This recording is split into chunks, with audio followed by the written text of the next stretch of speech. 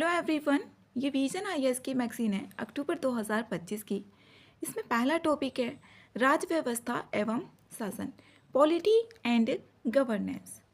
इसमें कारागार सुधार, भारत में अपराध report 2023, accidental deaths and suicides in India 2023 report, IT संशोधन नियम 2025, भारत के औषधि क्षेत्र का विनियमन, जो औषधि क्षेत्र है उसका विनियमन किया गया है, और जनजातीय शासन।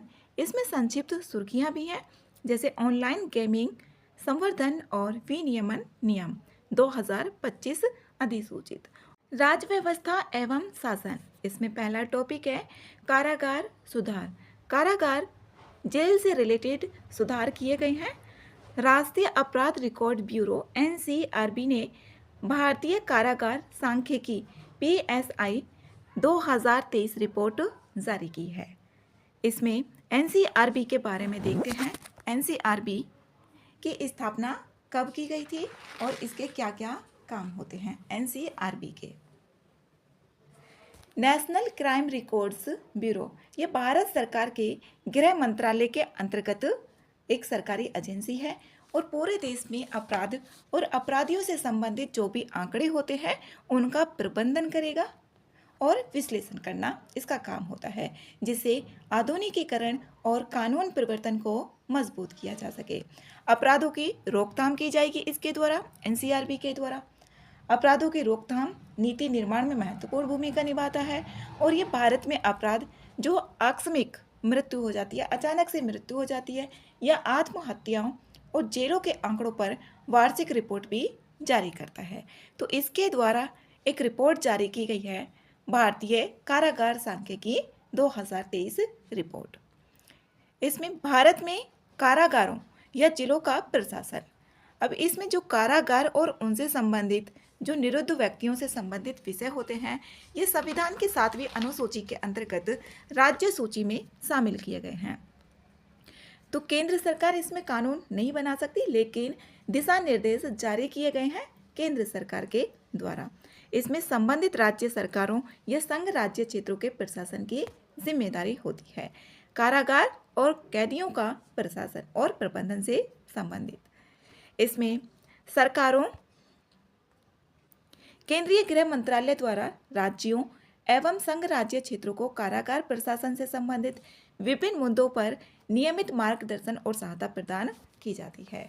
इसमें जो गृह मंत्रालय ने आदर्श कारागार एवं सुधार सेवा अधिनियम 2023, ये एक मॉडल कानून है जो अभी जारी किया गया है केंद्रीय गृह मंत्रालय के द्वारा, और केंद्रीय गृह मंत्रालय ने 10 मई 2023 को राज्यों और यूटीज को भेजा है, जिससे राज्य और यूटीज अपने अपने क्षेत्रों में अपना अपना कानून बना सकें। ये एक दिशा निर्देश है जो औपनिवेशिक युग के पुराने कारागार अधिनियम जैसे कि 1894 था, ये 1894 यहाँ पर बात की गई है।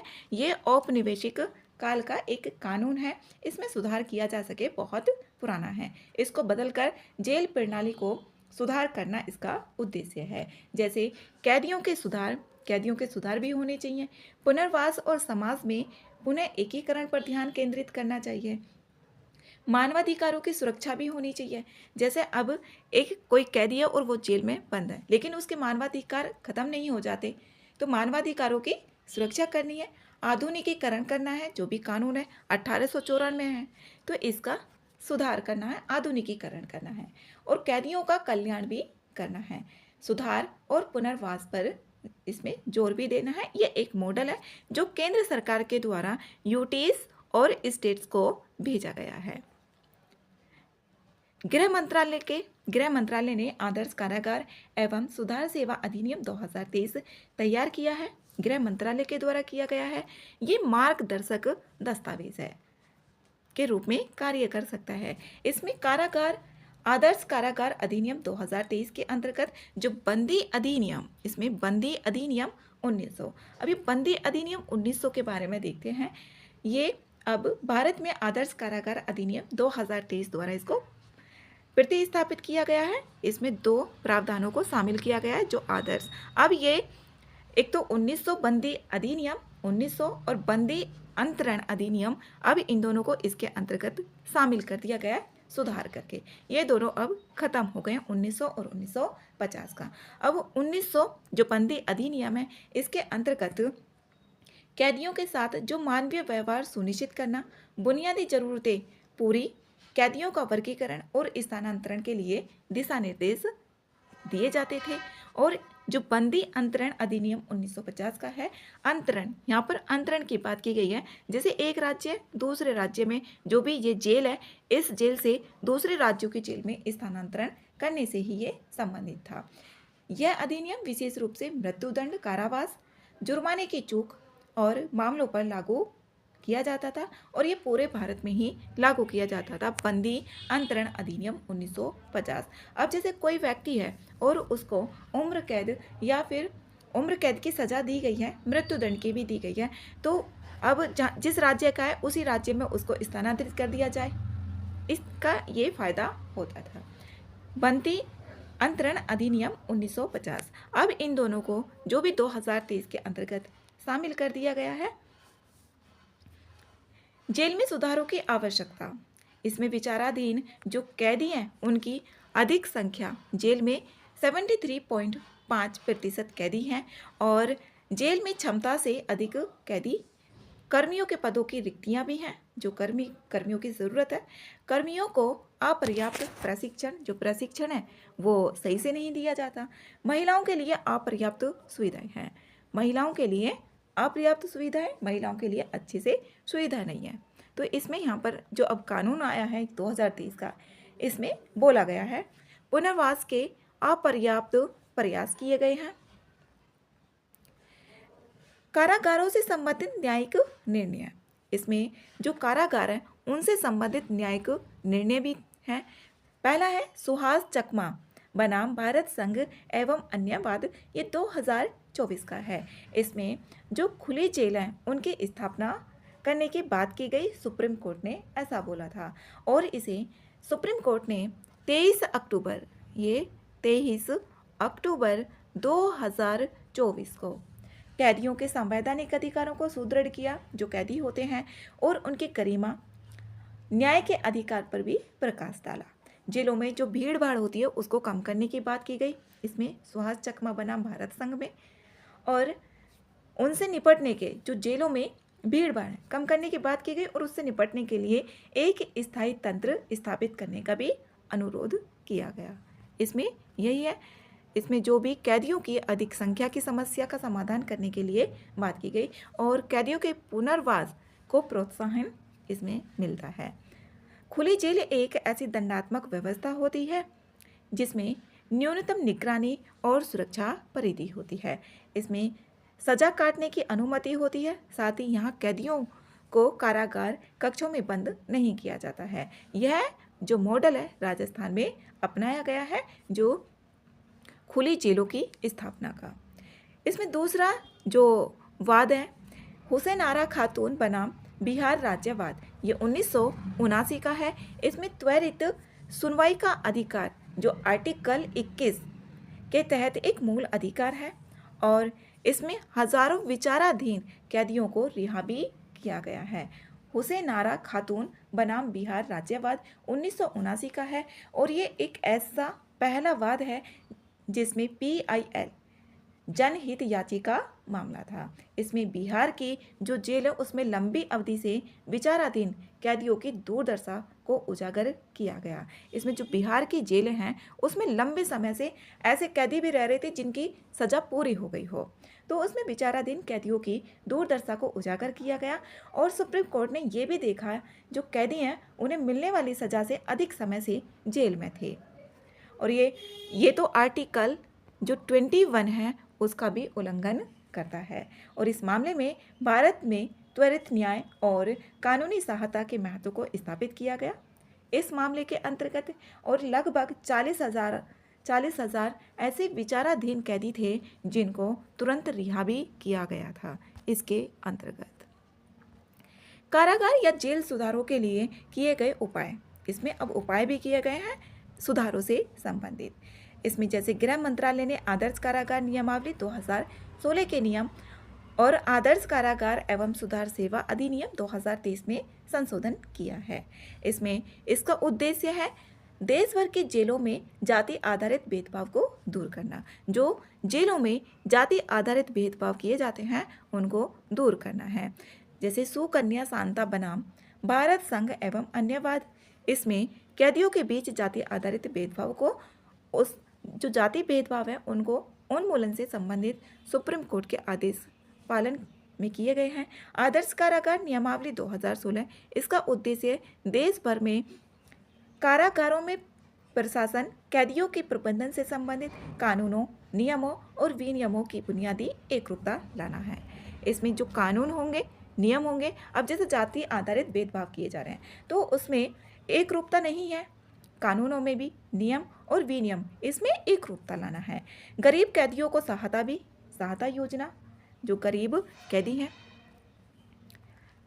इसमें राज्य और संघ राज्यों क्षेत्रों के लिए वित्तीय सहायता का प्रावधान किया गया है और इसका उद्देश्य है उन गरीब कैदियों को राहत प्रदान करना जो तंगी की वजह से जुर्माना न चुका पाने के कारण जमानत प्राप्त करने में और जेल से रिहाई पाने में असमर्थ होते हैं। तो उनको यहाँ पर वित्तीय सहायता की भी बात की गई है, गरीब कैदियों को सहायता देना। ई कारागार परियोजना ये कैदियों से संबंधित सूचनाओं की रिकॉर्डिंग की जाएगी, प्रबंधन के लिए केंद्रीकृत दृष्टिकोण प्रदान करती है। कारागार आधुनिकीकरण परियोजना, जो भी कारागार है, जेलों से रिलेटेड जो भी नियम है, एक 1894 का नियम है जो औपनिवेशिक काल का है, तो इसमें आधुनिकीकरण किया जाए और जो भी कमियां हैं, अवसंरचनाओं में विद्यमान कमियां हैं, उनको दूर किया जाए। आधुनिक तकनीकों के अनुरूप कारागारों को नए सुरक्षा उपकरण भी उपलब्ध कराना है।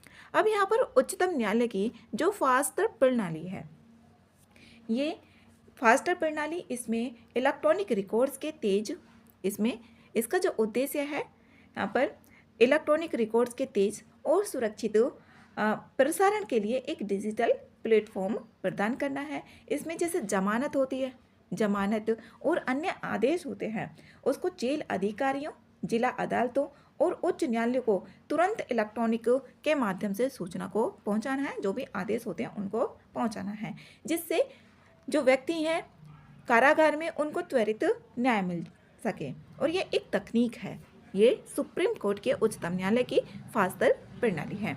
इसमें कारागार प्राधिकारियों तक जमानत आदेशों के संचार में होने वाली जो देरी होती है उसको कम करना है। फास्ट ट्रैक मतलब कि त्वरित प्रणाली अपनानी है इसमें, जिससे जो भी आदेश हैं उच्च न्यायालय और जो भी अदालतें हैं उन तक जल्दी से पहुंच सके। अब इसमें आगे की राह है या फिर सिफारिशें कौन कौन सी की गई हैं, जैसे कारावास और हिरासत के संबंध में सुप्रीम कोर्ट के 3 सिद्धांतों का पालन किया जाना जरूरी है। इसमें पहला है, जैसे कारागार में कोई बंद व्यक्ति है, वो मानवीय होता है, लेकिन मानवीय पहचान उसकी खत्म तो नहीं हो जाती, ये है। और दूसरा है, कारागार में जो बंद व्यक्ति है, कारावास की सीमाओं के भीतर सभी मानवाधिकार उसको प्राप्त होते हैं। जो भी, जैसे ये जेल है, अब जेल में जो भी व्यक्ति को अधिकार दिए जाते हैं तो वो सभी व्यक्तियों पर लागू होने चाहिए। तीसरा, इसमें कारावास की प्रक्रिया में निहित कष्टों को बढ़ाने का कोई औचित्य नहीं होता है। जो कष्ट होते हैं, जितने कष्ट उसको दिए गए हैं उतने ही होने चाहिए। जैसे कारागार है, उसमें कोई व्यक्ति है तो सभी व्यक्तियों को समान दिए गए कि इसको भी बराबर, इसको भी बराबर, जो भी सजा उसको काटनी है, तो ज़्यादा उसको कष्ट देने की ज़रूरत नहीं है, ऐसा इसमें बताया गया है। गृह कार्य संबंधी संसदीय समिति की सिफारिश है। जमानत पर रिहा कैदियों की निगरानी के लिए इसमें ट्रैकेबल ब्रेसलेट होते हैं, ये एक तकनीक का उपयोग इसमें किया जाता है। इसमें ब्रेसलेट होते हैं, इसमें व्यक्ति की गतिविधियां होती हैं, जैसे इसको कोई व्यक्ति है उसने पहन लिया, अब व्यक्ति की गतिविधियों को ट्रैक करने से इसमें ट्रैक किया जाएगा जो भी एक्टिविटीज़ होती हैं, उसके इलेक्ट्रॉनिक उपकरण के जो उपयोग पर नज़र रखने के लिए बनाया गया ये एक उपकरण है, जो ट्रैकेबल यहाँ पर ट्रैक किया जाएगा इस ब्रेसलेट के जरिए। औपनिवेशिक कालीन कारागारों का जीर्णोद्धार किया जाना चाहिए। जो भी औपनिवेशिक काल के कारागार हैं उसको दोबारा से रिन्यू किया जाना चाहिए, जिससे उनकी विरासत को संरक्षित किया जा सके। पर्यटन को बढ़ावा देकर राजस्व भी अर्जित किया जा सके।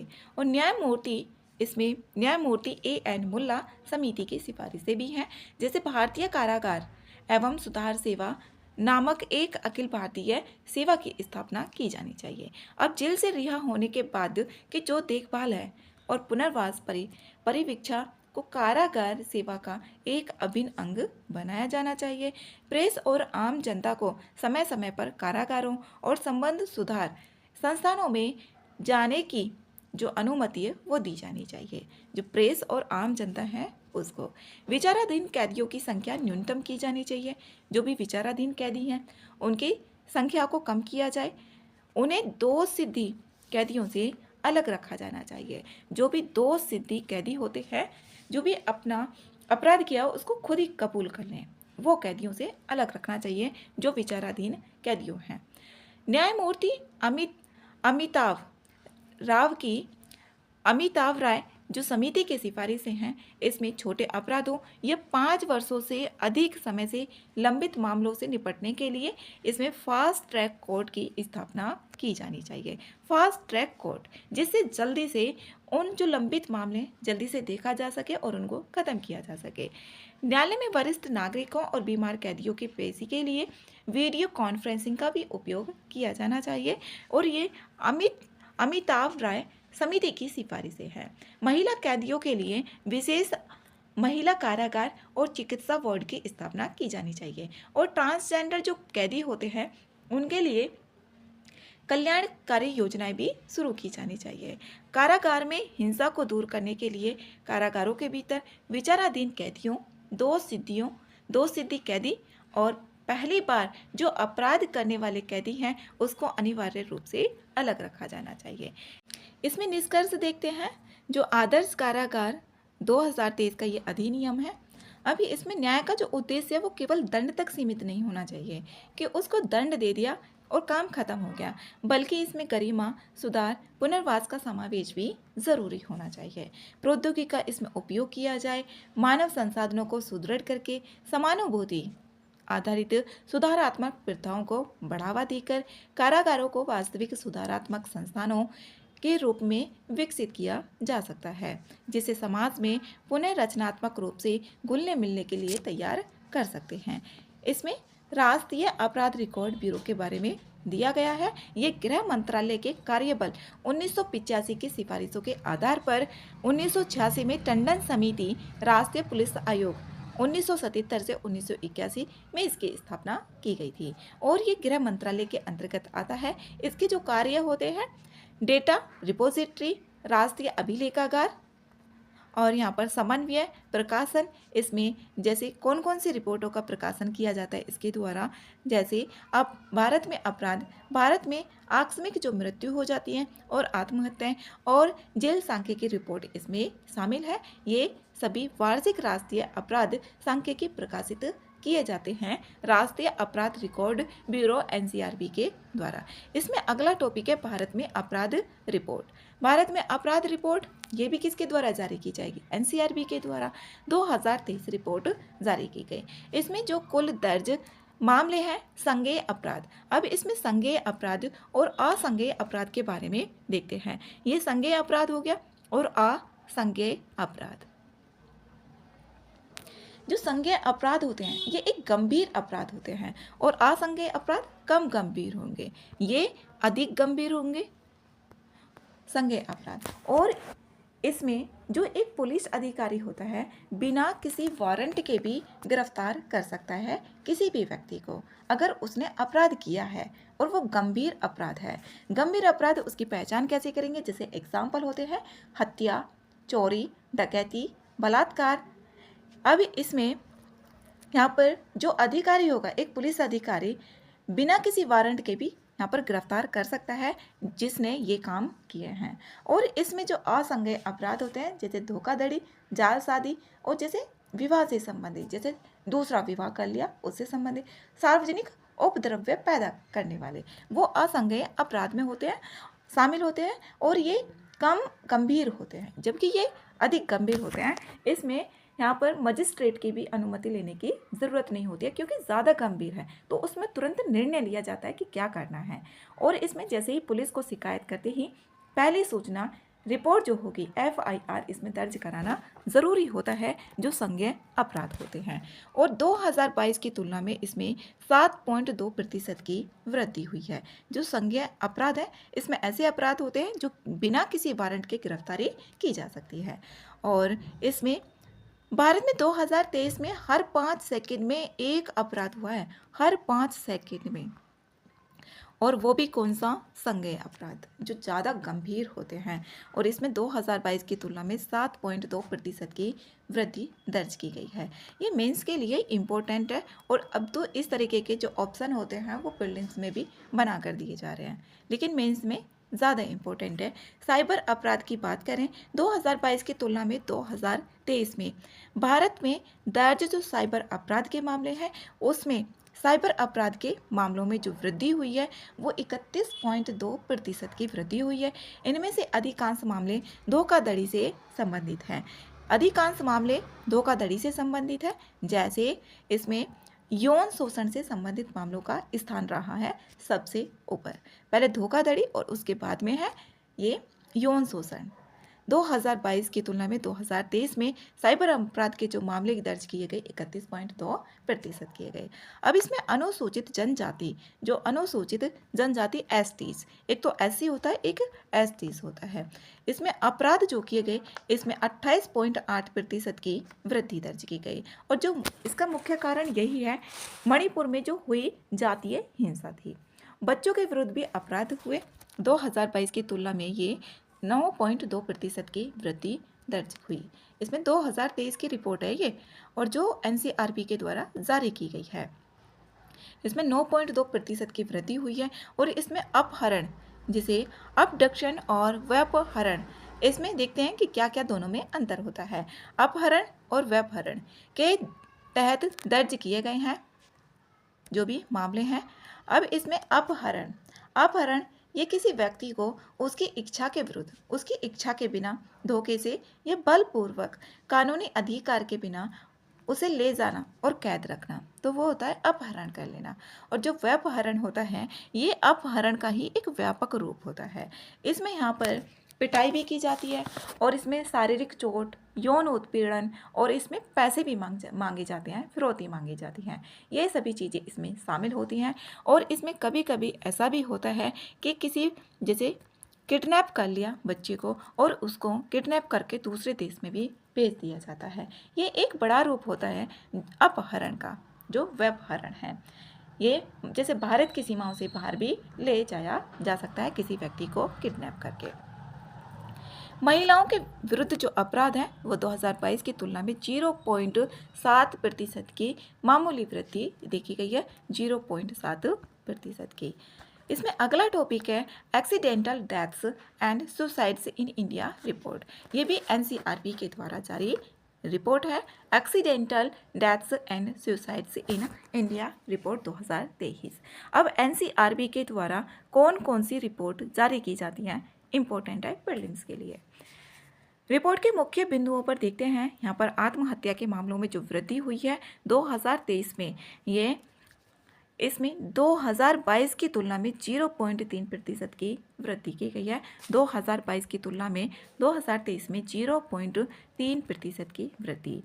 आत्महत्या की दर में 2022 की तुलना में 2023 में 0.8 की आत्महत्या की दर है ये इसमें। और जो दर्ज की गई हैं, दर्ज आत्महत्या है उसमें 2022 की तुलना में 0.3% की वृद्धि हुई है। हालांकि जो आत्महत्या की दर है इसमें रेट की बात की गई है, रेट, जो रेट है, जैसे कि 1 मिनट में कितनी बार ये चीज़ हुई तो रेट हो गया वो, तो इसमें यहाँ पर कमी हुई है 2023 में 0.8% की आत्महत्या की दर में। उच्च आत्महत्या दर वाले शीर्ष राज्य संघ राज्य क्षेत्र अंडमान और निकोबार द्वीप समूह में सबसे अधिक आत्महत्या दर्ज की गई। अंडमान और निकोबार में की गई सबसे ज़्यादा जो उच्च आत्महत्या है, उसके बाद सिक्किम है और उसके बाद केरल का स्थान है। और शहरों में ज़्यादा है, जो भारतीय आत्महत्या अखिल भारतीय की तुलना में अधिक है। शहरों में आत्महत्या के मामले दर्ज किए गए ज़्यादा। और कुल आत्महत्याओं में जो सर्वाधिक प्रतिशत वाले, अब प्रतिशत के मामले में देखते हैं तो सबसे पहले जो राज्य आता है वो आता है महाराष्ट्र। 2023 में जो आत्महत्या के कुल मामलों में सर्वाधिक प्रतिशत हिस्सेदारी रही महाराष्ट्र की, उसके बाद है तमिलनाडु, उसके बाद मध्य प्रदेश, कर्नाटक और पश्चिम बंगाल। इसमें आत्महत्या के जो कुल मामलों में पुरुष और महिलाओं का अनुपात है वो है 72.8 और 27.2, करीब करीब ये 27 है और ये 73, इसको सपोज करके ले सकते हैं 73:27 रहा है। ये पुरुषों का है और ये महिलाओं का है आत्महत्या के मामले में। आत्महत्या के जो प्रमुख कारण रहे हैं उसमें पहला कारण है जो पारिवारिक समस्याएं हैं, उसमें कितना है ये 31.9% पारिवारिक समस्याओं से रिलेटेड। अब इसमें विवाह और समस्याओं के अलावा, और ये पारिवारिक जो समस्या है ना, विवाह संबंधित जो समस्या होती है उसके अलावा है ये बाकी का। और बीमारी से रिलेटेड इसमें 19% है, और नशीली दवाओं का सेवन, खराब की जो लत हो जाती है उसमें 7% है। विवाह संबंधी मुद्दे इसमें 5.3% है जो आत्महत्या के मामले हैं। प्रेम संबंध इसमें 4.7% है। दिवालियापन या कर्ज इसमें 3.8% है। बेरोजगारी 1.8%। परीक्षा में असफलता, जो परीक्षा में असफल हो जाते हैं उसमें आत्महत्या दर्ज की गई 1.4%।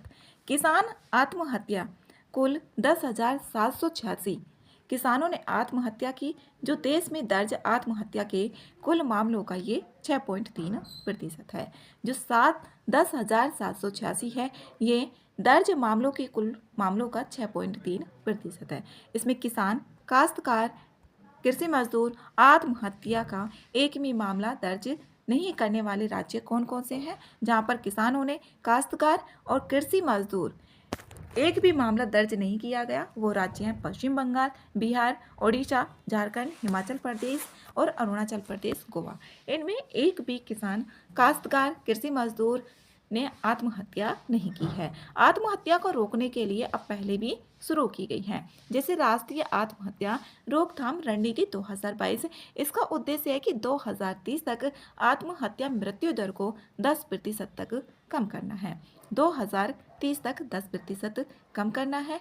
और टेलीमानस, जो टेलीमानस है ये जो मेंटल हेल्थ होती है, assistance and networking across states का एक यहाँ पर टेलीमानस है। Tele mental health assistance and networking across states, ये 24/7 आधार पर निःशुल्क इसमें मानसिक स्वास्थ्य देखभाल सहायता प्रदान की जाती है टेलीमानस के अंतर्गत। राष्ट्रीय मानसिक स्वास्थ्य कार्यक्रम, इसका उद्देश्य सुलभ और विकेंद्रीयकृत मानसिक स्वास्थ्य देखभाल प्रदान करना है। इसमें केंद्रीय शिक्षा मंत्रालय की एक परियोजना है जो मनोदर्पण है, ये केंद्रीय शिक्षा मंत्रालय की है। इसका उद्देश्य विद्यार्थियों, शिक्षकों और परिवारों के जो मानसिक स्वास्थ्य एवं सेहतमंदी के लिए मनोवैज्ञानिक सहायता प्रदान करता है। मनोदर्पण ये केंद्रीय शिक्षा मंत्रालय की एक परियोजना है। इसमें आगे देखते हैं आईटी संशोधन नियम 2025। जो 2025 है संशोधन अधिनियम, इसमें संशोधन किए गए हैं और ये MEIT केंद्रीय इलेक्ट्रॉनिक्स और सूचना प्रौद्योगिकी मंत्रालय ने सूचना प्रौद्योगिकी मध्यवर्ती दिशा निर्देश और डिजिटल मीडिया आचार संहिता नियम 2021 IT नियम 2021 में संशोधन का प्रस्ताव रखा। इसका उद्देश्य है जो डीप फेक सहित कृत्रिम रूप से तैयार की गई सूचनाओं के दुरुपयोग को रोकना है। अब इसमें डीप फेक, जो डीप फेक होती है जैसे AI जनरेटेड, जैसे ये इसमें AI जनरेटेड नकली वीडियो हो सकती हैं, फ़ोटो हो सकते हैं या फिर ऑडियो भी हो सकते हैं। अब इसमें और ये जो होती हैं जो AI से बनाई गई वीडियो होती हैं, वीडियो होंगी या फिर फ़ोटो भी हो सकते हैं और ऑडियो भी हो सकती है, ऑडियो भी हो सकती है। अब इसमें ये जो ऑडियो ये सभी चीज़ें लगती हैं एकदम असली लगती हैं, लेकिन इनको पहचानी भी जा सकता है। किसी का फेस, जैसे अब यहाँ पर इसका फेस दूसरे का बॉडी है उसके फेस पर इसको लगा दिया जाता है, इस तरीके की वीडियो बनाई जाती हैं इसमें। अब इसको पहचान कैसे करेंगे? इसमें खराब लिपस्टिक, जैसे लिप सिंक होती है, जैसे यहाँ पर इसका फेस लगा दिया, कोई यहाँ पर व्यक्ति है और इसका दूसरे की बॉडी पर फेस लगा दिया। अब इसमें जो उसके लिप्स होंगे उसकी अलग वो दिखाई देगी कि हाँ इसमें बोल कुछ रहा है और इसमें दिख कुछ रहा है। इस तरीके से भी तालमेल अलग होगा होठों का। और चेहरे के जो किनारे होंगे उसका जो झिलमिलाहट होती है वो भी अलग दिखाई देगी, पहचान यहाँ से हो जाती है। चेहरे और जो बाकी शरीर होती है उसके हिस्सों का बेमेल होता है। उसका फेस तो अलग है लेकिन जो बाकी हिस्सा था शरीर का वो अलग दिखाई दे रहा है। अब बारीक विवरणों की कमी दिखाई देगी, जैसे कि बाल, दांत और आंखों के जो प्रतिबिंब होते हैं उनसे भी पता लगाया जाता है। डीप फेक सहित जो कृत्रिम रूप से तैयार की गई सूचना है उसके दुरुपयोग को रोकना है इस एक्ट के अंतर्गत। इसमें अन्य संबंधित तथ्य देखते हैं। सूचना प्रौद्योगिकी 2021, जो 2021 है इसमें संशोधन का प्रस्ताव रखा है। अब 2021 ये कृत्रिम रूप से जो तैयार की गई डीप फेक जैसे भ्रामक और गलत, भ्रामक होती है, ये अफवाह फैला दी जाती है, और गलत सूचनाओं से निपटने के लिए किए गए। और इसका जो उद्देश्य है, जो आईटी नियम 2021 है, इसका उद्देश्य इंटरनेट को सुरक्षित, भरोसेमंद और जवाबदेह बनाना है, तभी तो यूज़ कर पाएंगे सही से, जिसमें मध्यस्थों पर हानिकारक सामग्री को हटाई जा सके। इसमें देखते हैं 15 नवंबर 2025 से ये प्रभावी होंगे, जो भी अब संशोधन किया गया है आईटी नियम 2025, ये 15 नवंबर 2025 से शुरू होगा। प्रस्तावित संशोधनों का उद्देश्य मध्यवर्ती के लिए निर्धारित किए गए उचित दायित्वों को अधिक मजबूत करना है। और इसमें विशेष रूप से सोशल मीडिया मध्यवर्ती एसएमआई, जो सोशल मीडिया मध्यवर्ती है और महत्वपूर्ण सोशल मीडिया मध्यवर्ती एसएसएमआई भी इसमें शामिल होंगे। सूचना प्रौद्योगिकी मध्यवर्ती दिशा निर्देश और डिजिटल मीडिया आचार संहिता नियम 2021 के बारे में यहाँ पर बताया भी गया है।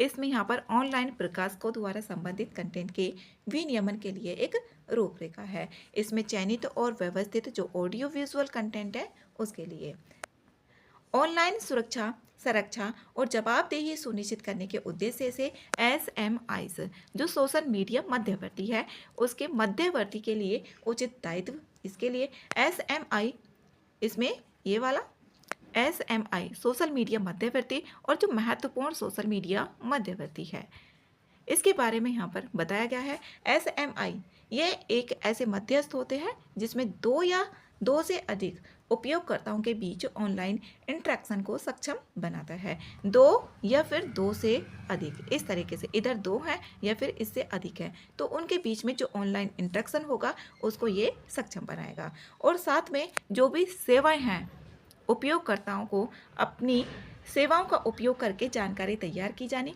अपलोड करने, साझा करने, प्रसारित करने, संशोधित करने या उस तक पहुंच को आसान बनाता है। इसमें एसएसएमआईएस का जो अर्थ है एक ऐसे सोशल मीडिया मध्यस्थ से है जिसके भारत में पंजीकृत उपयोगकर्ताओं की संख्या केंद्र सरकार और अधिसूचित सीमा से अधिक होती है। इसमें यहाँ पर पंजीकृत उपयोगकर्ताओं की संख्या केंद्र सरकार द्वारा इसमें अधिसूचित सीमा से अधिक होती है। इसमें यहाँ पर कृत्रिम रूप से तैयार सूचना भी दी गई है, इसमें ये है। और एसजीआई के जो संबंधित दायित्व हैं जैसे कंटेंट दृश्य रूप में, इसमें लेवल कुल डिस्प्ले क्षेत्र की कम से कम 10% हिस्से को ये कवर करता हो। ऑडियो जो श्रव्य कंटेंट श्रव्य है उसे लेवल शुरुआती अवधि से कम 10% तक मौजूद होना चाहिए। और इसमें जो महत्वपूर्ण है सोशल मीडिया महत्वपूर्ण मध्यस्थ है, इसमें उपयोगकर्ताओं से यह डिक्लेरेशन प्राप्त करना होगा कि अपलोड की गई जानकारी है वो कृत्रिम रूप से तैयार की गई है या नहीं की गई है, इसमें ये देखा जाएगा। और इसमें स्पष्ट रूप से और प्रमुखता के साथ एसजीआई का उचित लेवल या सूचना प्रदर्शित भी होना चाहिए। वरिष्ठ स्तर की स्वीकृति भी लेनी होगी, जैसे केंद्र सरकार के मंत्रालय हैं, संयुक्त सचिव या उससे जो उच्च अधिकारी होंगे और राज्यों में उनके समकक्ष अधिकारी, उसकी स्वीकृति ली जाएगी। इसमें जैसे डीआईजी या उससे उच्च पदस्थ अधिकारी होंगे उसकी अनुमति ली जाएगी। एआई जनित जो कंटेंट की पहचान करने में आने वाली चुनौतियां हैं, इसमें मानदंडों का अभाव है। मानदंडों का अभाव है, इसलिए जो भी एआई जनित कंटेंट होते हैं उनकी पहचान करने में चुनौतियां आती है। जो त्रुटि की दर है, गलतियों की दर है, वो ज़्यादा देखने को मिलती है। क्षमता का अभाव है, इसमें अधिकांश जो पहचान प्रणाली हैं उसकी प्रसंस्करण और भंडारण क्षमताओं से ये अधिक है। जैसे पहचान प्रणाली के विस्तार से वित्तीय चुनौतियां उत्पन्न होती हैं। अनामिता, यहाँ पर डीफेक को बिना पहचान बताए बनाया जा सकता है। इसे विदेशी सर्वरों पर जारी किया जा सकता है और इसके अलावा एकीकृत कानूनों या नियामक तंत्र के अभाव दूसरे देश के जरिए इसे सत्यापन और ट्रेस करने की क्षमता में बाधा डालता है। इसमें एआई जनित सामग्री पर पहचान लगाने की आवश्यकता क्यों है? जैसे बौद्धिक संपदा, आईपी का संरक्षण है, भ्रामक सूचना और डीफेक को इसमें रोकना, ट्रेस करने की क्षमता और उत्तरदायित्व मूल्यांकन के माध्यम से जवाबदेही को मजबूत करना, शैक्षणिक ईमानदारी बनाए रखना और स्वास्थ्य सेवा, वित्तीय सेवाओं जैसे क्षेत्रों में उपयोग की जाने वाली जानकारी की प्रामाणिकता और विश्वसनीयता सुनिश्चित करना है। इसमें दृश्यता, जो जनरेटिव एआई है, मानव निर्मित कंटेंट के साथ सहजता से मिश्रित हो जाता है। जैसे यहाँ पर मिड जर्नी, डॉल ई और स्टेबल डिफ्यूजन और टूल्स वास्तविक प्रतीत होते हैं। ये ऐसे लगते हैं जो एआई से जनरेटेड चित्र होते हैं, वो इसमें कठिन हो जाता है भेद उसमें अंतर लगाना कि हाँ ये एआई जनित है या रियल में है। यहाँ पर जैसे मिड जर्नी है, डॉली है और स्टेबल डिफ्यूजन है। नवाचार और गोपनीयता का संतुलन, इसमें नवाचार और गोपनीयता का संतुलन भी देखने को मिलता है। डीफेक से निपटने के लिए उठाए गए कदम भी हैं। भारत निर्वाचन आयोग एसीआई ने चुनावों के दौरान एसजीआई और एआई जनित जो कंटेंट है उसके प्रकटीकरण पर परामर्श जारी किया, जो सभी राजनीतिक दल यह सुनिश्चित करेंगे कि यहाँ पर स्पष्ट सुपाठ्य लेवल होना चाहिए। एआई जनित डिजिटल रूप से संवर्धित या सिंथेटिक कंटेंट अंकित होना चाहिए उस पर कि हाँ ये एआई जनित नहीं है, और जो दृश्य रूप में हो, लेवल कुल प्रदर्शन क्षेत्र के कम से कम 10% हिस्से को ये कवर करता हो, और जो कंटेंट सिर्फ ऑडियो रूप में है, लेवल शुरुआती अवधि के कम से कम 10% समय तक मौजूद होना भी चाहिए, और इसमें जो रिपोर्ट किए जाने के 3 घंटे के भीतर इसको हटा दिया जाना भी चाहिए। इसमें यहाँ पर एग्जाम्पल बताया गया है, जो भी एआई संशोधित छवि है, जो भी एआई से बनाई गई है, ऑडियो, वीडियो या गलत सूचना या हेरफेर, इसमें कंटेंट का कोई भी जैसे उदाहरण होगा देखे जाने, अगर देख लिया कि हाँ ये एआई जनित है, तो उसको 3 घंटे के भीतर ही हटा देना है। डिजिटल व्यक्तिगत डेटा संरक्षण अधिनियम 2023 व्यक्तिगत डेटा का उपयोग डेटा फिड्यूशियरीज जो डेटा है इसमें इस उपयोग की सहमति और उचित सुरक्षा उपायों के साथ वैध रूप से किए जाने चाहिए। साइबर अपराध, भारतीय साइबर अपराध समन्वय केंद्र, इसमें आईटी अधिनियम और आईटी नियम 2021 के अंतर्गत डीप फैक सहित जो गैर कानूनी कंटेंट है उसको हटाने और उस तक पहुंच समाप्त करने के लिए नोटिस जारी करने का अधिकार भी देता है, जो भारतीय साइबर अपराध समन्वय केंद्र है। इसमें I4C सहयोग पोर्टल, राष्ट्रीय साइबर अपराध रिपोर्टिंग पोर्टल और सर्ट इन, इसमें वैश्विक जैसे यूरोपीय संघ का एआई एक्ट जैसे सिंथेटिक कंटेंट पर वाटर मार्किंग को अनिवार्य बनाता है। यूरोपीय संघ का एआई एक्ट सिंथेटिक कंटेंट पर यह वाटर मार्किंग अनिवार्य बनाएगा। डेनमार्क ने एआई जनित डीपफेक के प्रभाव से व्यक्तियों के अधिकारों की रक्षा करने के लिए डिजिटल कॉपीराइट कानून के हिस्से के रूप में नए डीपफेक कानून का प्रस्ताव रखा है, और चीन ने अपनी जो एआई लेबलिंग है उस पर भी नियम लागू किए हैं, और एआई द्वारा निर्मित कंटेंट की इसमें पहचान की जाएगी और जो लेबल है प्रदर्शित करने भी होंगे। ये है इसमें। अब इसमें यहाँ पर आगे की राह डिजिटल फ्रेमवर्क होना चाहिए कि ये एआई जनित है या फिर एआई जनित नहीं है। इसमें 3 यहाँ पर स्तंभ भी बताए गए हैं एआई जनित कंटेंट की पहचान के लिए। जैसे आधार के समान एक डिजिटल प्रोवेनियंस फ्रेमवर्क इसमें स्थापित करना, उत्तरदायित्व निर्धारण की विभिन्न स्तरित स्वस्थ जो व्यवस्था है उसको लागू करना। जैसे प्लेटफॉर्मों की भूमिका और प्रभाव के आधार पर दायित्व निर्धारित करें। एआई साक्षरता को बढ़ावा देना, जैसे नागरिक हेरफेर को पहचानने में सक्षम हो सके। शासन संबंधी संरचना भी है इसमें, जैसे नियामक संरचनाएं, मानकीकृत तकनीकी प्रोटोकॉल और मजबूती निगरानी तंत्र विकसित किए जाने चाहिए। इसमें वाटर मार्किंग जो डिजिटल हस्ताक्षर है उसके रूप में प्रमाणित कर सकते हैं जो भी कंटेंट की उत्पत्ति है। जैसे चीन द्वारा लागू किया गया अनिवार्य एआई लेबलिंग नियम है। एआई जनित कंटेंट की पहचान के लिए वैश्विक मानक स्थापित करना, इसमें जो भी अंतर्राष्ट्रीय मानदंडों के अनुरूप बनाए गए कदम है वो उठाए जाने चाहिए। बहुहितधारक दृष्टिकोण होना चाहिए। और इसमें निष्कर्ष है, जैसे जैसे भारत एआई शासन के युग में कदम रख रहा है, घरेलू नियमों में वैश्विक मानकों के साथ सामंजस्य स्थापित करना, नवाचार अनुकूल सुरक्षा उपायों को बढ़ावा देना और जो सार्वजनिक एआई साक्षरता है उसको बढ़ावा देना महत्वपूर्ण होता जा रहा है। एक सुरक्षित और भरोसेमंद ऑनलाइन स्पेस का निर्माण करना होगा जिसे रचनात्मक और सुरक्षा दोनों को अनुरक्षित रखेगा। और इसमें यहाँ पर जब निष्कर्ष लिखा जाएगा तो इसमें जो यूरोपीय संघ का है वो भी बताया जा सकता है। यूरोपीय संघ का एआई एक्ट एग्जाम्पल के लिए कि हाँ ये किए जा रहे हैं, तो भारत को भी इस पर ध्यान देना चाहिए। डेनमार्क का और जो चीन का लेबलिंग नियम है इसको भी दिया जा सकता है कि भारत को भी इन रणनीतियों पर काम करना चाहिए। भारत के औषधि क्षेत्र का विनियमन, regulation of India's pharmaceutical sector. WHO ने अभी जो 20 बच्चों की मृत्यु हो गई थी एक जो कफ सिरप है उससे, कफ सिरप के कारण 20 बच्चों की मृत्यु हो गई थी। इसमें कमियां दर्ज की गई हैं भारत के औषधि सुरक्षा नियमों में। WHO ने ऐसा बताया है। अब इसमें यहाँ पर अन्य संबंधित देखते हैं क्या क्या है। भारत ने औषधि नियामक द्वारा 3 संदूषित कफ सिरप हैं उसकी पहचान की गई जो भारत के औषधि नियामक द्वारा की गई। इसमें जो CDSCO केंद्रीय औषधि नियंत्रण एक संगठन होता है उसके द्वारा ये की जाती है। लेकिन इसमें यहाँ पर 20 बच्चों की यहाँ पर कफ सिरप से मृत्यु हो गई। इनमें है कोल्ड्रिफ श्रीशन फार्मास्यूटिकल्स और रेस्पी फ्रेश रेडनेक्स फार्मास्यूटिकल्स और री लाइफ सैफ फार्मा, ये 3 यहाँ पर कफ सिरप हैं। इनकी वजह से भारत में औषधीय उत्पादों का जो विनियमन है, जैसे किस किस के द्वारा विनियमन किया जाता है, जो भी दवाई हैं उनका नियमन रेगुलेशन किसके द्वारा किया जाएगा।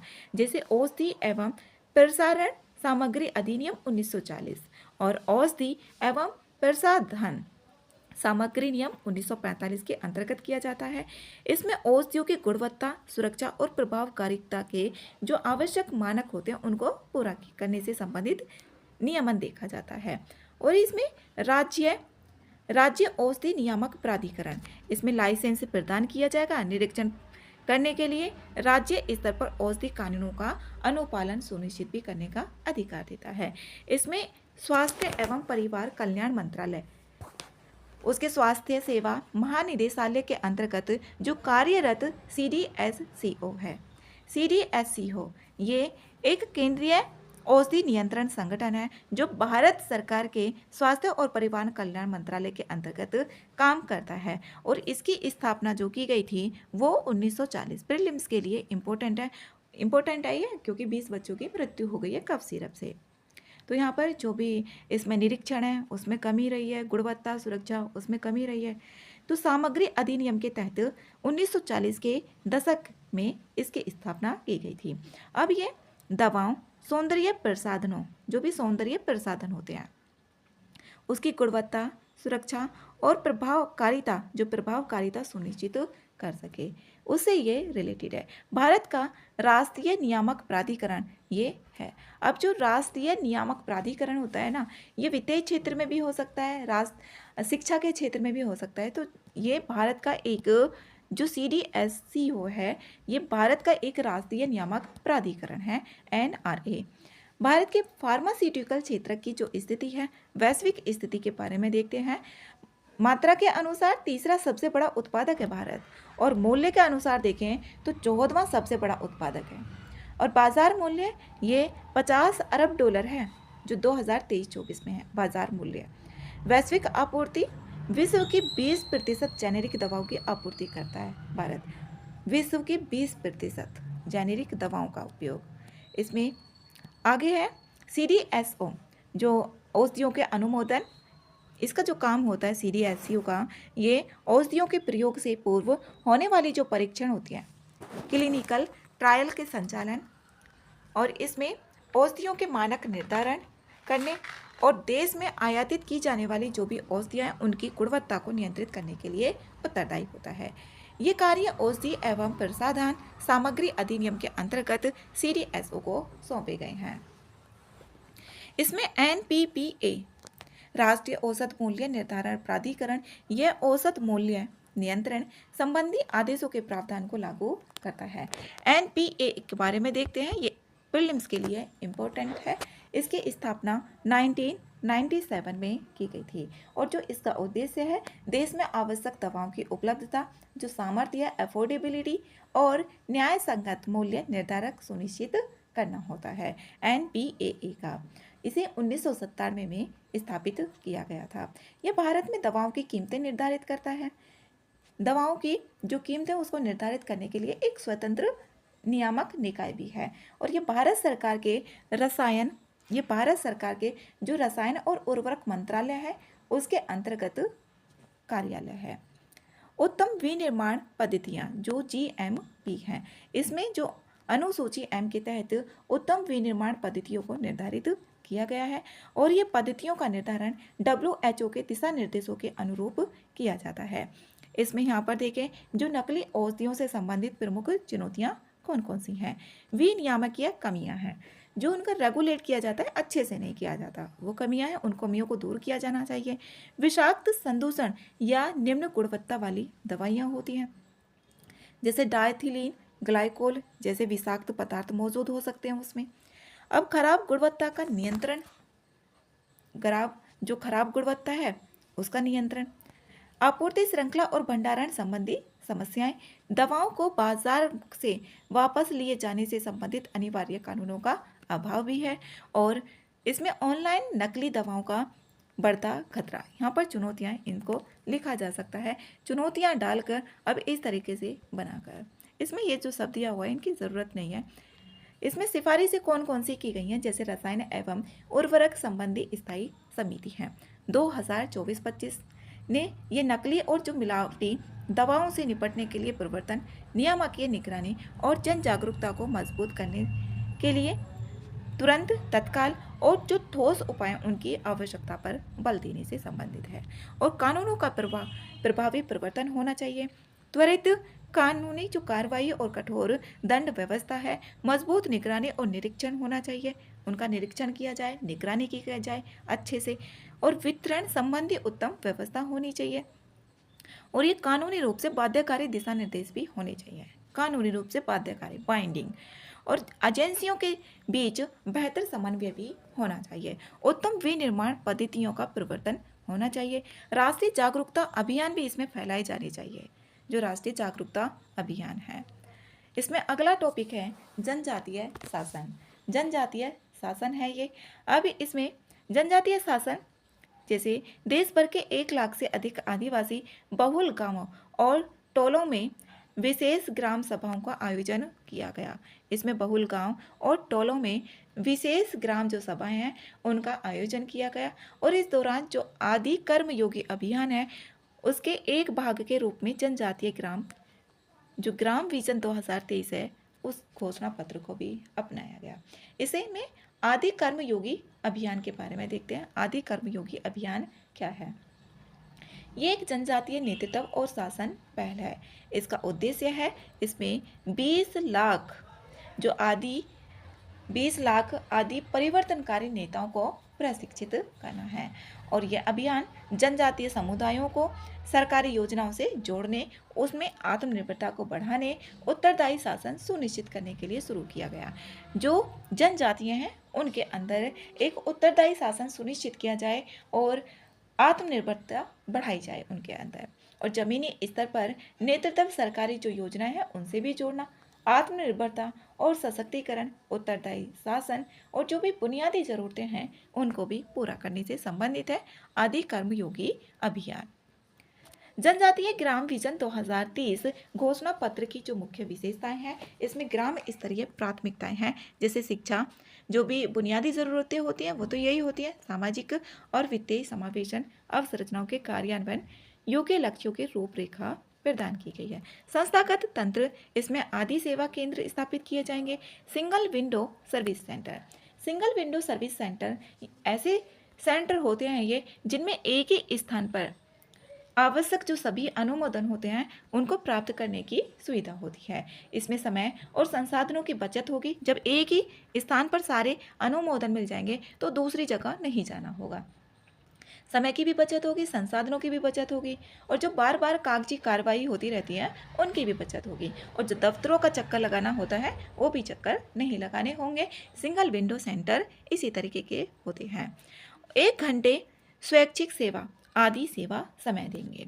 आदि कर्मयोगी अभियान के बारे में है ये हमने अभी देख लिया। इसमें 20 लाख से अधिक जो भी आदि परिवर्तनकारी नेता हैं उनको प्रशिक्षित किया जाएगा। ये 23 राज्यों और संघ राज्य क्षेत्रों के 11 करोड़ नागरिकों को इसमें कवर किया जाएगा, और इससे जो संबंधित मंत्रालय होगा जनजातीय कार्य मंत्रालय होगा।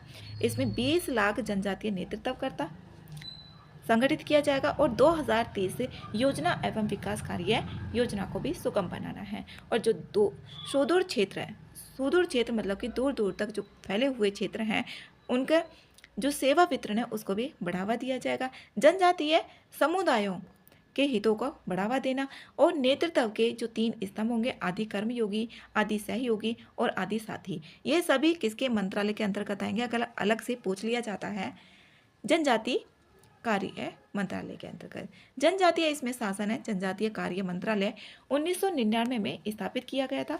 जनजातीय कार्य मंत्रालय ये 1999 में स्थापित किया गया था, और इसका जो उद्देश्य है अनुसूचित जनजातियों के एकीकृत सामाजिक आर्थिक विकास के लिए संगठित दृष्टिकोण प्रदान करना है।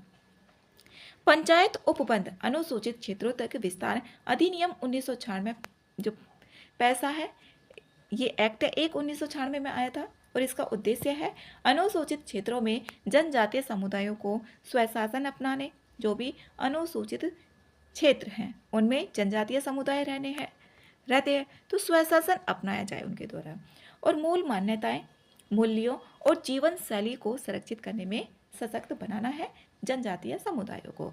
ये ग्राम सभाओं को सशक्त बनाता है। संसाधनों, भूमि हस्तांतरण, सामाजिक आर्थिक विकास आदि से जुड़े जो अधिकार हैं उनको प्रदान करता है। 5वीं और 6ठी अनुसूची, इसमें 5वीं और 6ठी अनुसूची, इसमें जैसे पूर्वोत्तर के असम, मेघालय, त्रिपुरा और मिजोरम राज्यों को जनजातीय क्षेत्रों को स्वायत्तता प्रदान की गई है, इन राज्यों को। वहीं 5वीं अनुसूची में देखते हैं, 5वीं अनुसूची 6ठी अनुसूची में जो उल्लेखित किए गए हैं उन राज्यों को छोड़कर राज्यों के अनुसूचित क्षेत्रों और अनुसूचित जनजातियों के प्रशासन से संबंधित है 5वीं अनुसूची। जो 6ठी अनुसूची में राज्य उनको छोड़कर, इसमें प्रथागत जनजातीय संस्थाएं भी हैं, जैसे आदिवासी सभाएं, जनजातीय पंचायतें हैं। शासन में जमीनी स्तर के नागरिकों को शामिल किए जाने के कारण एक तो समावेशिता, विश्वास की बहाली, जवाबदेही और पारदर्शिता, चिंताओं को व्यक्त करने का अवसर और सामाजिक न्याय और प्रतिनिधित्व। जनजातीय शासन से संबंधित मुद्दे, जैसे इसमें पैसा एक्ट 1996 का, इसमें जागरूकता और अधिकारों का उपयोग करने की क्षमता की कमी है। इसमें यहाँ पर उदाहरण भी बताया गया है। पैसा अधिनियम अभी तक झारखंड में लागू नहीं किया गया है, जबकि वहाँ पर जनजातियाँ रहती हैं। निर्णय लेने में सीमित भागीदारी, निर्णय लेने में सीमित भागीदारी है जो जनजातीय लोग हैं उनकी। अब यहाँ पर भूमि से अलग होना और विस्थापन, उनको विस्थापन कर दिया जाता है, भूमि से अलग कर दिया जाता है। भूमि से अलग होना, विस्थापन और जनजातीय लोगों का सामाजिक आर्थिक रूप से यहाँ पर हाशियाकरण देखा गया है। और कल्याणकारी नीतियों का अपर्याप्त कार्यान्वयन, जो भी कल्याणकारी योजनाएं चलाई जाती हैं, नीतियां होती हैं, उनका कार्यान्वयन नहीं किया जाता। सामाजिक आर्थिक हाशियाकरण, इसमें लगभग 45% और शहरी क्षेत्रों में 24% जनजातीय लोग गरीबी रेखा से नीचे जीवन यापन करते हैं। इसमें यहाँ पर जो PLFS रिपोर्ट है 2022 की, भारत में अनुसूचित जनजातियों की साक्षरता दर इसमें 72.1% है। जो अनुसूचित जनजातियाँ, उनकी साक्षरता। जनजातीय विकास की दिशा में उठाए गए जो कदम हैं, इसमें प्रधानमंत्री जनजाति आदिवासी न्याय महाअभियान, जो PM जनमन है। PM जनमन ये एक भारत सरकार की योजना है और इसका उद्देश्य है विशेष रूप से जो भी PVTs होते हैं, PVTs यहाँ पर इसमें दिए गए हैं, ये 75 हैं जो विशेष रूप से कमजोर जनजातीय समूह हैं। अब इनके सामाजिक आर्थिक विकास को गति प्रदान करना है। और जो भी 18 राज्य, इसमें 18 राज्य और एक संघ राज्य क्षेत्र है, इसमें जो निवास करने वाले 75 PVTs हैं, उनको सुरक्षित आवास, स्वच्छ जल, शिक्षा, स्वास्थ्य, जो भी बुनियादी सेवाएं होती हैं, उनको प्रदान करने से संबंधित है PM जनमन। ये इम्पोर्टेंट है, पूछा जा सकता है। धरती आबा जनजातीय ग्राम उत्कर्ष अभियान, DAJGUA, इस मिशन का उद्देश्य है जनजातीय बहुल गांवों में बुनियादी ढांचे का विकास करना, सामाजिक आर्थिक परिस्थितियों में सुधार लाना है। अब इसमें जो 500 या उससे अधिक हो, कम से कम 50% जनजातियां वहाँ पर निवासी हों। आकांक्षी जो जिले हैं, जिलों के वे गांव जहां जनजातीय जनसंख्या 50 या उससे अधिक हो। अब इसमें धरती आबा जनजातीय उत्कर्ष, ये भारत सरकार के द्वारा इसको शुरू किया गया और ये एक सरकारी कार्यक्रम है। इसका नाम आदिवासी नेता और स्वतंत्रता सेनानी जैसे क्षेत्रों में कमी को दूर करना है। ये बिरसा मुंडा, उनके सम्मान में रखा गया इसका नाम है धरती आबा। जनजातीय गांवों में शिक्षा, स्वास्थ्य, आजीविका और सामाजिक बुनियादी ढांचे को मजबूत बनाना है इन क्षेत्रों में। आदिवासी जनजातियों के लिए विकास कार्य योजना, DAPSD, ये इसमें 41 मंत्रालय विभाग प्रत्येक वर्ष अपनी योजनाओं के कुल बजट का 1 निश्चित प्रतिशत जनजातीय विकास के लिए आवंटित करते हैं। जो अनुसूचित जनजातियों के विकास के लिए DAPSD है, इसे 5वीं जो पंचवर्षीय योजना थी, यहाँ पर 5th FYP के दौरान इसको शुरू किया गया था 1974 से 75 में। और इसका अब प्रबंधन जो किया जाता है DAPSD का जनजातीय कार्य मंत्रालय, और इसमें 41 अन्य मंत्रालय हैं जो इसका प्रबंधन करते हैं। इसका उद्देश्य देश में अनुसूचित जनजातियों और अनुसूचित जातियों और जो जनजातीय बहुल क्षेत्र हैं उनके विकास को सुनिश्चित करना है, DPASD।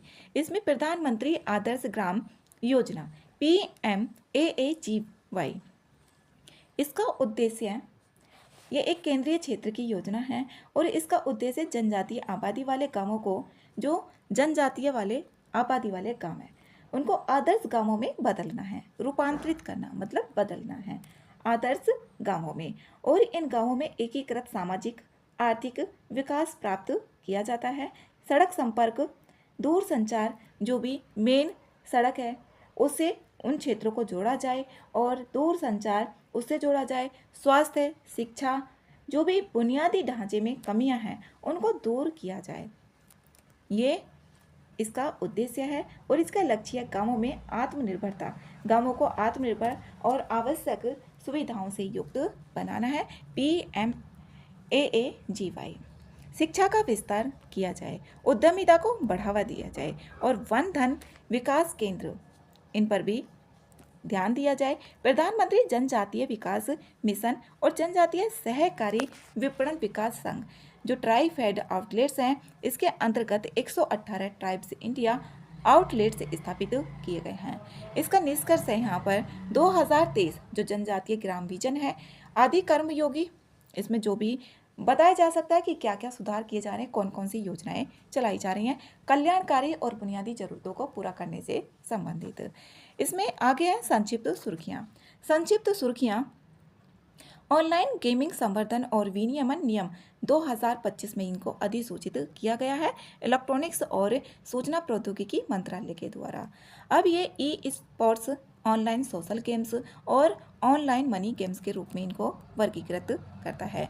इसमें सभी प्रकार के जो ऑनलाइन मनी गेम्स होंगे जैसे पोकर और फैंटेसी स्पोर्ट्स, ये प्रतिबंध इन पे लगाता है। यहाँ पर सभी प्रकार के जो ऑनलाइन मनी गेम्स हैं, मनी धन से रिलेटेड, जबकि जो केवल ऑनलाइन सोशल गेम्स हैं और ई स्पोर्ट्स की ये अनुमति देता है। अब इसमें यहाँ पर देखते हैं भारतीय ऑनलाइन गेमिंग प्राधिकरण। इसकी स्थापना ऑनलाइन गेम्स को विनियमित करने, रजिस्ट्री मेंटेन रखने, वैधता तय करने, जुर्माना लगाने के लिए की जाएगी और एक अध्यक्ष और विभिन्न सरकारी मंत्रालयों से जो 5 अन्य सदस्य इसमें शामिल होंगे। खेलों का पंजीकरण भी किया जाएगा। इसमें ऑनलाइन सोशल गेम्स और ई स्पोर्ट्स दोनों का पंजीकरण होना चाहिए। प्रमाण पत्र भी इसमें प्राप्त करना होगा। 3 स्तरीय शिकायत निवारण तंत्र भी होंगे इसमें। ऑनलाइन गेम्स या ई स्पोर्ट्स प्रदाता को इसमें शिकायत निवारण समिति और फिर OGAI की जा सकती है। इसमें यहाँ पर ऑनलाइन गेमिंग जोखिमों के विरुद्ध जो अन्य पहल हैं, इसमें सूचना प्रौद्योगिकी अधिनियम 2000 धारा है इसमें 69A, इसमें जो भी अवैध वेबसाइट ऐप्स हैं उनको ब्लॉक करता है इस एक्ट के अधिनियम। और इसमें 2022 से 25 के दौरान 1524 जो साइट हैं उनको ब्लॉक किया गया। भारतीय न्याय संहिता 2023 अवैध गेमिंग और साइबर अपराध को दंडित भी किया जाएगा धारा 111 और 112 के अंतर्गत। एकीकृत माल एवं सेवा कर अधिनियम IGST एक्ट 2017 ये अवैध या विदेशी ऑनलाइन गेमिंग प्लेटफॉर्मों को नियंत्रित करता है। उपभोक्ता संरक्षण अधिनियम 2019, जो उपभोक्ता संरक्षण अधिनियम 2019 है, इसमें भ्रामक और परोक्ष विज्ञापनों पर ये रोक लगाता है। इसमें पोस्टल बैलेट, जो पोस्टल बैलेट होता है, इसमें ये एक डाक मत पत्र की सहायता से वोट डालने की सुविधा होती है। डाक के थ्रू जो भी मत होता है वोट डालने की एक ये सुविधा होती है। अब इसमें कुछ लोग ही शामिल होते हैं, जैसे कि सैनिक हो गए। सैनिक वो ड्यूटी पर होंगे तो वो जाकर वहाँ पर वोट नहीं डाल पाते हैं, तो ये डाक मत के माध्यम से डाल सकते हैं। अब इसमें सैनिक होंगे, यहाँ पर चुनाव ड्यूटी पर तैनात कर्मचारी होते हैं वो भी, और इसमें जो भी देश के बाहर कार्यरत सरकारी अधिकारी होते हैं तो वो चुनावों में मतदान नहीं कर पाते। तो इसमें जो इलेक्शन कमीशन है, इलेक्शन कमीशन ने चुनाव नियमावली 1961 के नियम 23 में संशोधन करके अब इन लोगों को चुनावों में पोस्टल बैलेट की अनुमति दे दी है। तो इसमें यहाँ पर यही बताया गया है, पोस्टल बैलेट की पूरी गणना के बाद ही शुरू की जाएगी जो EVM मतों की गणना है। अब पहले जो पोस्टल बैलेट है उनका आ गई डाक पत्र के माध्यम से, तो इसमें EVM अब पहले ही नहीं की जा सकती उन मतों की गणना, अब ये आ जाएंगे तब यहाँ पर गणना की जाएगी। पोस्टल बैलेट, इसके तहत मतदाता अपने मतपत्र को इलेक्ट्रॉनिक रूप से प्राप्त कर सकते हैं और डाक द्वारा भेज सकते हैं। वोट डालने के लिए मतदान केंद्र पर इनको स्वयं जाने की ज़रूरत नहीं होगी। इसमें कानूनी व्यवस्था जो चुनाव संचालन नियम 1961 और जनप्रतिनिधित्व अधिनियम ये 1951 द्वारा शासित है। सेवा प्रदाता जो सर्विस वोटर्स हैं और विशेष मतदाता, इसमें जैसे राष्ट्रपति, उपराष्ट्रपति, राज्यपाल, केंद्रीय मंत्रिमंडल के मंत्री और उच्च पदस्थ जो व्यक्ति होते हैं उनके पति पत्नी इसमें शामिल होते हैं। और इसमें जैसे केंद्रीय सशस्त्र पुलिस बल के सदस्य होते हैं, भारतीय सशस्त्र बल के सदस्य होंगे, और इसमें जो विदेश में तैनाती सरकारी कर्मचारी होते हैं वे सभी इसमें शामिल होते हैं।